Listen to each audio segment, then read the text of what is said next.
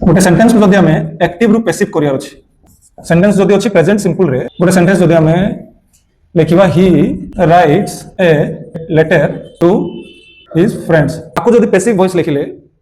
first लेखा जीवो object verb परे जो नाउन ता अछि सेटा होछि ऑब्जेक्ट सेंटेंस रे सब बेले आमे जानिबार अछि मन रखियार अछि गोटे वर्ब एक्शन वर्ड परे जो नाउन की प्रोनाउन झारुछि सेटा होछि ऑब्जेक्ट तो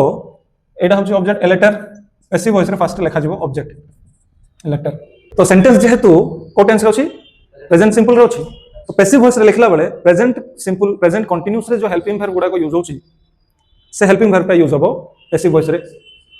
प्रेजेंट सिंपल सेंटेंस को पैसिव वॉइस लिखला बेले हेल्पिंग वर्ब यूज होबो इज काहे की यूज हला जेहेतु ऑब्जेक्ट ता सिंगुलर अछि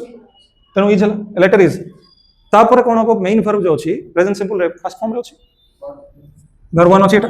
किंतु एठी को फॉर्म होबो गुड वर्ब 3 तो वर्ब 3 कोन हिजो एठी रिटर्न तापर कोन हेडो एठी बाय से कोन गोटे चिट्ठी लेखंती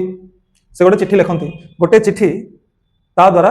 लेखा जाय अछि तो a letter is written by he टा हे जाउछि हिम ठीक अछि